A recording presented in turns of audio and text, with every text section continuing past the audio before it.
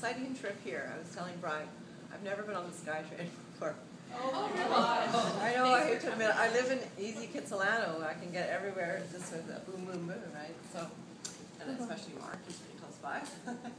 Anyway, so that was a good adventure. And they didn't have an elevator at the station that was working. So we had to get two guys, and they actually carried me up the stairs. Yeah. So that's sometimes what you have to do when you live in a wheelchair. You have to really be adaptable. And that's probably one of the biggest things that I've learned, is being adaptable. And it happens in more ways than one.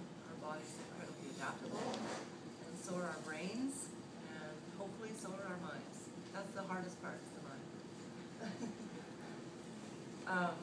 So my little journey started 8 years ago in this particular state, and at that time I was a yoga teacher, and I also have a diploma in massage therapy.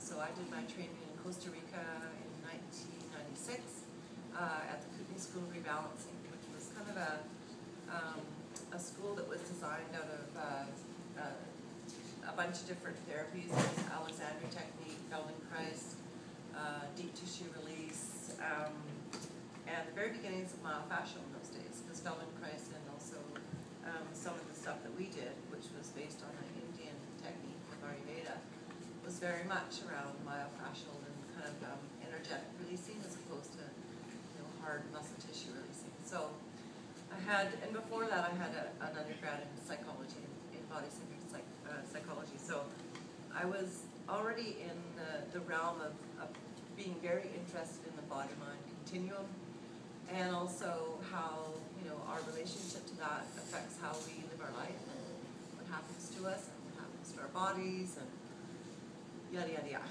So when I was injured in a skiing accident in 2004, and I lived in Nelson at the time, and I had a yoga studio and a very, very busy yoga teacher training business, which was at that point pretty much all over Western Canada. We were the first 200-hour training program actually that I wrote.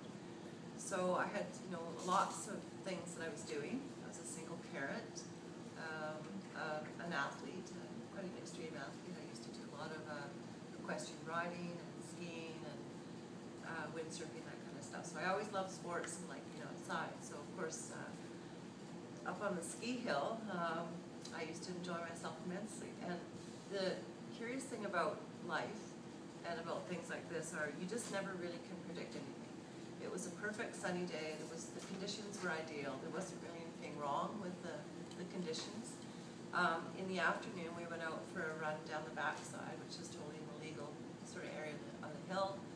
And we were crossing sort of the terrain, and there was a bunch of friends that I hadn't skied with in a really long time, hadn't even seen them. And they're like, come on over here. And my friends were over here, and I was kind of torn, and that typical kind of, should I? And I decided to go with them because I hadn't seen them in a while, and they took me on this trail I'd never been on before. And it had a bunch of cornices and a bunch of deep sort of moguls.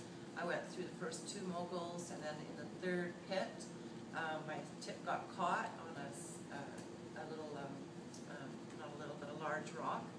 And then a subsequent stump of a tree that